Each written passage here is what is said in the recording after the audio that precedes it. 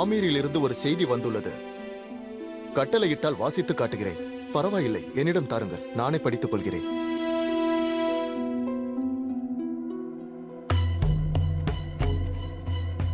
என்ன செய்தி கங்கார் சிங்? அண்ணா, நாம் உடனடியாக இங்கிருந்து புறப்பட வேண்டும். அவ்வாறு என்ன நடந்தது? ஏதும் பிரச்சனை இல்லையே?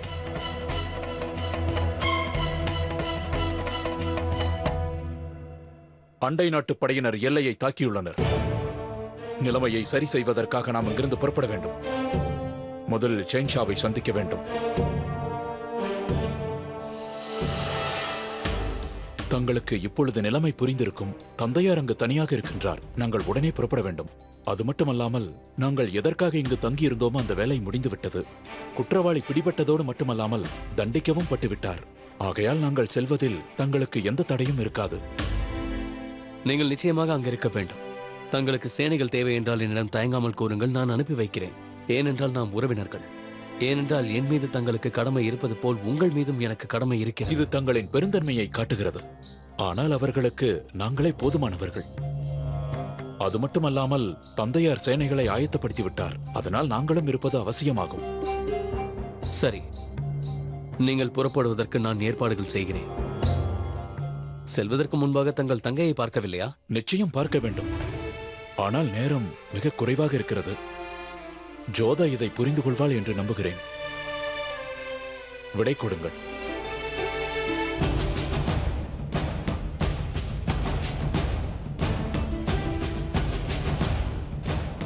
இவர்களுக்கு நிச்சயமாக எனது உதவி தேவைப்படாது. ஏனென்றால் அவர்களின் வீரத்தை போரில் சுயமாக நானே பார்த்திருக்கிறேன். என் சகோதரர்களோடு ஆமீருக்கு சென்றுவிட நினைத்தேன். ஆனால் ஷெஹன்ஷா அவர் வாக்கை நிறைவேற்றவில்லை. அவர் சொல்வது ஒன்று, செய்வது இன்னொன்று. என்னை அவர் ஏமாற்றிவிட்டார்.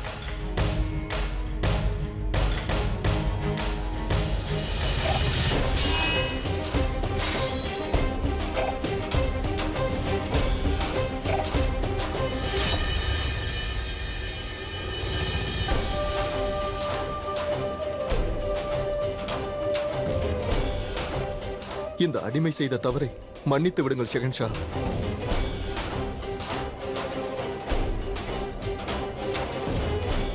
உனது வாளை எடு. மிகவும் அருமை. உன்னை போன்ற வீரன் என்னோடு இருந்தால் நிச்சயமாக நமது சாம்ராஜ்யம் பாதுகாப்பாக இருக்கும்.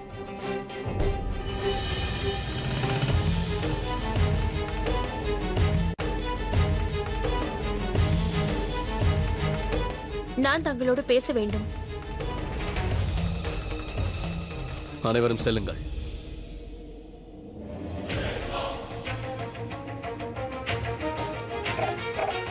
நான் ஏதாவது ஒரு வேலையில் ஆழ்ந்திருக்கும் போது தாங்கள் வந்து தொந்தரவு செய்வதே தங்களுக்கு பழக்கமாகிவிட்டது இல்லையா? கொடுத்த வாக்கை மறப்பதும் தங்களுக்கு வழக்கமாகிவிட்டது. என்னை விடுதலை செய்து ஆமீருக்கு அனுப்பி வைக்கிறேன் என்று கூறினீர்கள். ஆனால் என்ன செய்தீர்கள்? என் சகோதரர்களை என்னை சந்திக்க விடாமல் செய்து ஆமீருக்கு அனுப்பிவிட்டீர்கள். ஏன் 2 வேடம் போடுகிறீர்கள்? நடந்தது என்னவென்று தெரியாமல் பேசுவதும் தங்களுக்கு ஒரு பழக்கமாகிவிட்டது. தங்களை போக விடாமல் தடுப்பதில் எனக்கு எந்த ஆதாயமும் இல்லை. தங்களது சகோதரர்கள் செல்வதற்கு முன்பாக தங்களை சந்திக்குமாறு நான் அவர்களிடம் கூறினேன். நேரம் இல்லாததால் அவர்கள் உடனே புறப்பட்டு விட்டார்கள். உங்கள் ராஜ்யத்தில் ஏதோ பிரச்சனையாம். தங்களது தந்தையாரிடமிருந்து செய்தி வந்தது. செய்தி கிடைத்தவுடனே அவர்கள் புறப்பட வேண்டும் என்று முடிவெடுத்து விட்டார்கள். அவர்களை தடுக்க என்னால் முடியவில்லை. நான் கூறுவது புரிகிறதா? அதோடு தாங்கள் ஆமீருக்கு செல்ல வேண்டிய அனைத்து ஏற்பாடுகளையும் நான் செய்துவிட்டேன். என்ன ஏற்பாடு செய்துள்ளீர்கள்? சமயம் வந்தவுடன் அதை நீங்களே அறிந்து கொள்வீர்கள் ஜோதா பேகம். இங்க இருக்க எனக்கு சங்கடமாக உள்ளது. எனக்கு இங்க இருக்க பிடிக்கவில்லை. நானும் தங்களை தடுக்க விரும்பவில்லை.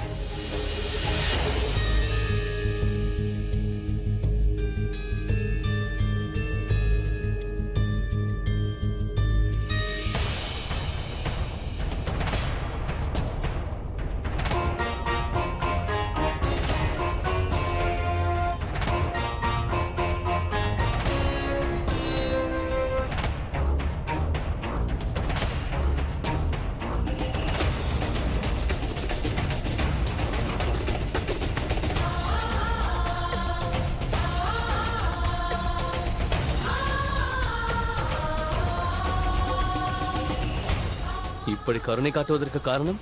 காயத்திற்கு மருந்து போட காரணம் தேவையில்லை. தங்களிடம் மருந்து போடுமாறு நான் கேட்கவில்லையே. அனைத்தையும் கூறித்தான் செய்ய வேண்டும் என்பதில்லை. இப்பொழுது நீங்கள் என் செஹன்ஷா அல்ல, காயம் பட்ட ஒரு வீரன். அதோட காயமடைந்தவருக்கு சேவை செய்வது என் கடமையாகும். மிகவும் அருமை.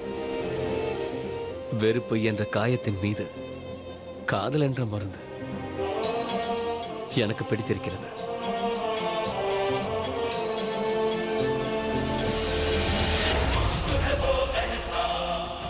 மீண்டும் காயம் பட்டுவிட்டது. இப்பொழுது நான் காயம்பட்டவன். தங்கள் கடனை செய்ய மாட்டீர்களா?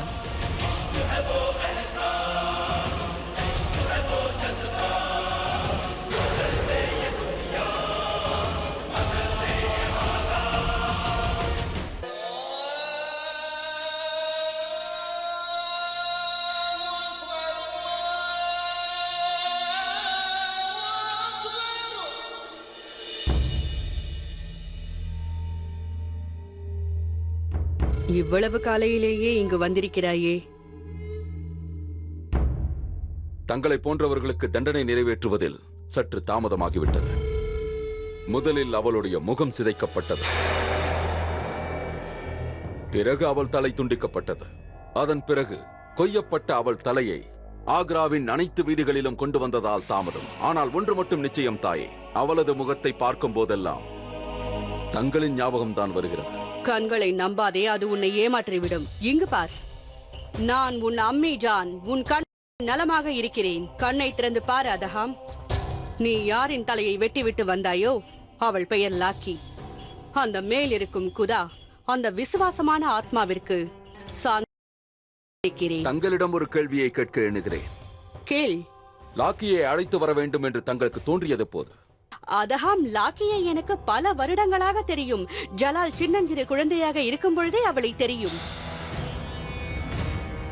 அப்பொழுது ஜலாலிற்கு 4 வயது இருக்கும். எதிரிகளிடமிருந்து ஜலாலை காப்பாற்றுவதற்காக அவனை தூக்கிக் கொண்டு அங்கும் இங்கும் அலைந்து திரிந்தேன். எனக்கு நன்றாக ஞாபகம் இருக்கிறது.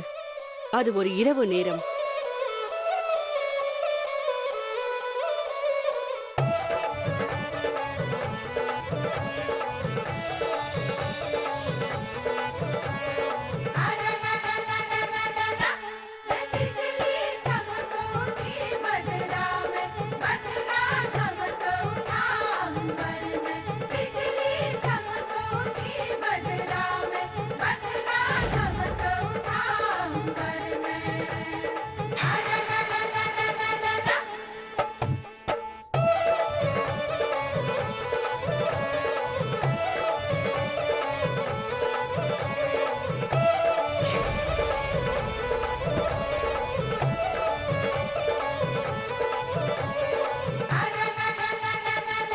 என்னால் நம்ப முடியவில்லை. ஏதோ கண்ணாடியை பார்ப்பது போல் தோன்றியது.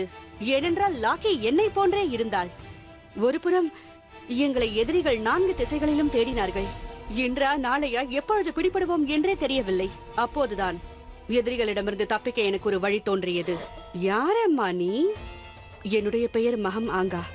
நான் ஆக்ராவிலிருந்து வருகிறேன். இவன் முகலாய சாம்ராஜ்யத்தின் வாரிசான ஜலால். தற்சமயம் எதிரிகளிடமிருந்து இவனை காப்பாற்றுவது என் கடமையாகும். என் கடமையை நிறைவேற்றுவதற்கு உன்னால் எனக்கு உதவ முடியுமா? தக்க சன்மானம் தருகிறேன். நான் அதற்கு என்ன செய்ய வேண்டும்? சில நாட்களுக்கு நீ என்னை போல், அதாவது மகமாங்காவை போல் நீ வேடமிட்டு எதிரிகளை திசை திருப்ப வேண்டும். அவள் தன் வேலையை கனகச்சிதமாக செய்தாள். நான் நினைத்தது போலவே எதிரிகள் நான் தான் என்று அவளை தவறாக நினைத்து லாக்கியை பின்தொடர்ந்தார்கள். ஆனால் நான் ஜலாலை அழைத்துக் கொண்டு பாதுகாப்பான இடத்திற்கு சென்றேன். நானும் என் வாக்கை நிறைவேற்றினேன். லாக்கியின் இல்லத்தை தங்கத்தாலே நிரப்பினேன். அவளின் மகளின் நிக்காவையும் செய்து வைத்தேன். தங்களுக்கு நான் எவ்வாறு நன்றி கூறுவது? நாங்கள் தான் உனக்கு நன்றி கடன் பட்டிருக்கிறோம் லாக்கி.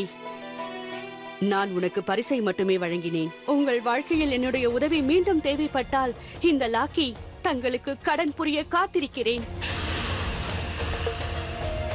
அவளின் விசுவாசத்திற்காக நான் அவளுக்கு நிறைய உதவி செய்திருக்கிறேன். காலப்போக்கில் நான் அவளை மறந்துவிட்டேன். ஆனால் ஜலால் ஜோதாவை அரை காவலில் இருந்து விடுவித்த பின்பு விசாரணையில் அவரே நேராக இறங்கிவிட்டார். எனக்கு அது அச்சத்தை ஏற்படுத்தியது. ஜலாலுக்கு என் மீது சந்தேகம் வந்துவிட்டால் நான் அப்போது குல்பதனை சந்திக்கச் சென்றேன். முல்லா பேகசி ஹுமாயூனை போன்ற தோற்றமுடையவர். அவருக்கு ஷெகன்ஷாவின் ஆடையை அணிவித்து 17 நாட்கள் அரியணையில் அமர வைத்தார்கள். ஜலாலை அந்த எதிரிகளிடமிருந்து காப்பாற்றுவதற்காக, எதிரிகளை திசை திருப்புவதற்காக இவ்வாறு செய்தார்கள். அப்போதுதான் லாக்கி என் நினைவிற்கு வந்தாள். சில ஆண்டுகளுக்கு முன்னே எனக்கு சத்தியம் செய்தாய், நினைவிருக்கிறதா? உன் வாக்கு நிறைவேறும் சமயம் வந்துவிட்டது. நான் உண்ணும் இந்த உணவின் மீது சத்தியம், என்னை படைத்த கடவுளின் மீதும் சத்தியம். உங்களுக்காக நான் என் தலையை வேண்டுமானாலும் தியாகம் செய்வேன். இனி எப்பொழுதும் என்னுடைய குடும்பத்திற்கு 3 வேளையும் உணவு கிடைக்குமாறு செய்யுங்கள். அம்மையாரே, அம்மையாரே, தாங்கள் தான் என் குடும்பத்தை காப்பாற்ற வேண்டும். அந்த கவலையே வேண்டாம். நான் லாக்கிற்கு அனைத்தையும் புரிய வைத்தேன். நான் அவளை வேண்டுமென்றே ரகசிய அறையில் இருக்கச் செய்தேன். நான் நினைத்தபடியே ஜலால் அவளை பார்த்தான். திட்டமிட்டபடியே நடந்தது. லாக்கி ரகசிய அறையில் ஹூக்கா பிடித்துக் கொண்டிருந்தாள். அப்போதுதான் ஜலால் அவளை பார்த்தான். என் மேலிருந்த சந்தேக பார்வை லாக்கியின் பக்கம் திரும்பியது.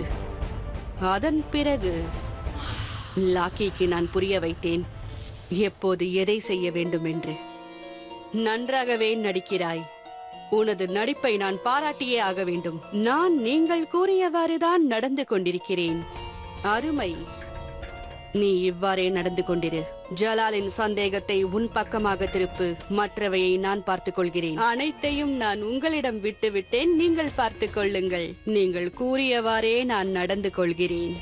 என்ன கூறுகிறீர்களோ அதை செய்கிறேன். நான் என்ன செய்ய வேண்டும்? அதன் பிறகு ஜலாலின் சந்தேகம் அதிகரித்தது. 2 நாட்களுக்கு பிறகு ஜலாலே என்னிடம் வந்து என்னை போன்றே உள்ள லாக்கியை என்னிடம் காட்டினார். அங்கே பாருங்கள் பெரியம்மா. யா அல்லாஹ், இவள் என்னை போலவே இருக்கிறாளே. முகம் மட்டுமே தங்களைப் போல் உள்ளது, ஆனால் குணம் அல்ல.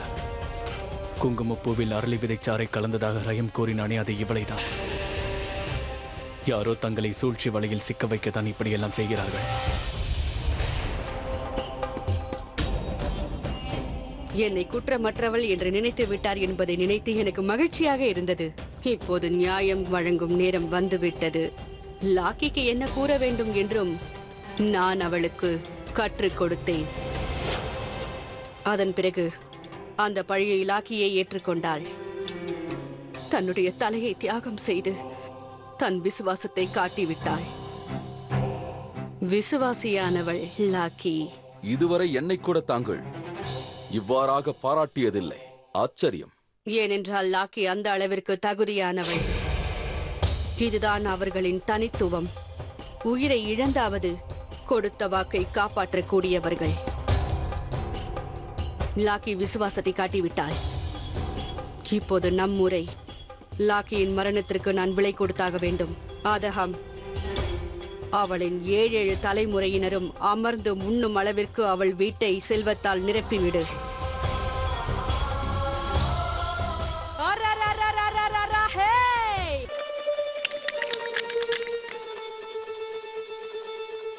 பேகம் சாய்பா, பேகம் சாய்பா, ஏதோ சுவாரஸ்யமான செய்தி கொண்டு வந்திருக்கிறாய் என்று உன்னுடைய முகத்தை பார்த்தாலே எனக்கு தெரிகிறது. இந்த முறை மீனா பஜாரில் எந்த பேகம் என்ன கூடாரம் அமைக்கப் போகிறார், இதெல்லாம் உனக்கு தெரிந்துவிட்டது. அதுதானே உன் சந்தோஷத்திற்கு காரணம்? கூடாரம் யாரும் அமைக்கப் போவதில்லை என்பதை நான் நன்றாக அறிவேன். ஜலாலிடம் நின்று 2 வார்த்தைகள் பேசுவதற்கும், அவரை நெருங்குவதற்கும், அவரின் கடைக்கண் பார்வையை பெறுவதற்கும் அந்த புறத்தில் இருக்கும் பெண்களுக்கு வருடத்தில் 1 முறைதான் வாய்ப்பு கிடைக்கும். பேகம் ஜோதாவை விட வேற யாரால் வாய்ப்பை நழுவ விடுவார்கள்? யா அல்லாஹ், நானும் எவ்வளவோ முயற்சி செய்து விஷயங்களை சேகரிக்கிறேன். ஆனால் தாங்களோ என்ன மாய மந்திரம் செய்கிறீர்களோ தெரியவில்லை. தங்களுக்கு அனைத்தும் எனக்கு முன்பாகவே தெரிந்து விடுகிறது. வெளியில் நடப்பதை கூறிவிடுகிறீர்கள். தங்களுக்கு எனது உதவி தேவையில்லை போலும். ஒன்றை மட்டும் ஞாபகத்தில் வைத்துக்கொள். என்று நீ எனக்கு உபயோகமாக இருக்க மாட்டாயோ அன்றைய தினம் எனது அடிமையாக இந்த அரண்மனையில் நீ இருக்க மாட்டாய்.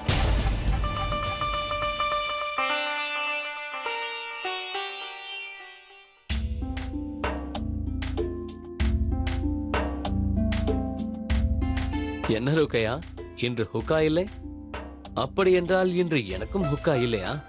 அது என்னவென்றால் ஜலால், எனக்கு ஒரு விஷயம் கிட்டியது. ஹுக்காவை விட அதிக போதையை தந்துவிட்டது. சரி கூறு, அந்த செய்தி என்னவென்று கூறு. நாளை பஜார் நடக்கப் போகிறது ஜலால். மீனா பசார். என்னை பற்றிய செய்தியோ என்று நினைத்து விட்டேன். உங்களை கவர்வதற்காகத்தானே பல அரிய பொருட்களை அங்கு வைக்கிறார்கள். எப்பொழுதும் போல் இந்த முறையும் எனது கூடாரத்தில் தங்களை கவர்வதற்காக ஒரு விலையுயர்ந்த பொருள் தங்களுக்காக அங்கு காத்திருக்கும். அதை ஈடு செய்வதற்கு யாரும் என்னிடம் நெருங்க கூட முடியாது. அப்படி அந்த அதிசய பொருள் என்னவென்று கூறு. பொறுமையாக இருங்கள் ஜலால். சந்திரனுடைய உண்மையான பிரகாசம் நட்சத்திரங்கள் வரும்போதுதான் தெரியும். நாளை மீனா பஜாரில் மற்ற பேகங்கள் தங்களை கவர்வதற்காக நிறைய பொருட்களை அங்கு வைத்திருப்பார்கள். அந்த தருணத்தில்தான் உங்களுக்காக நான் வைத்திருக்கும் பொருள் எவ்வளவு மகத்தானது என்று உங்களுக்கு தெரியும். எனக்கு தெரிந்த அனைத்து பேகங்களும் நாளை கூடாரம் அமைப்பார்கள்.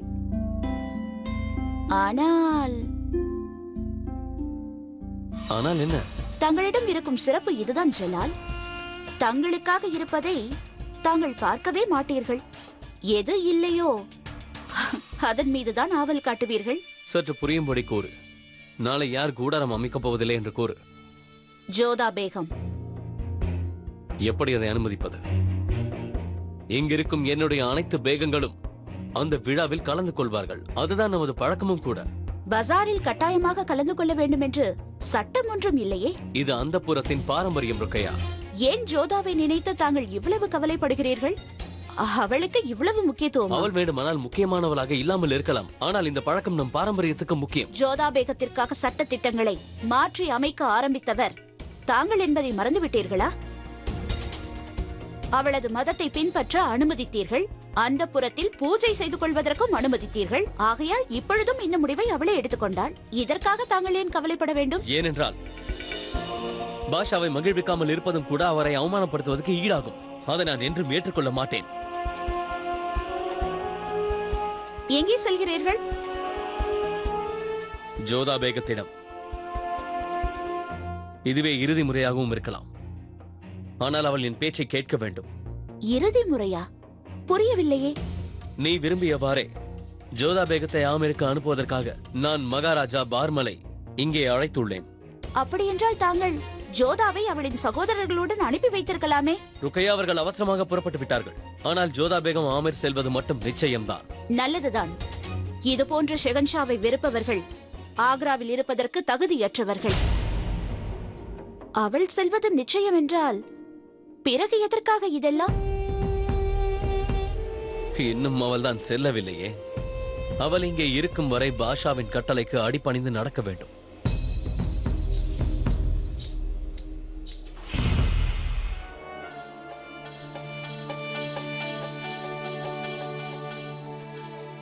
ஜோதா பேகம், எனது கட்டளையின்படி நடப்பீர்கள் என்று நேற்றுதானே கூறினீர்கள்.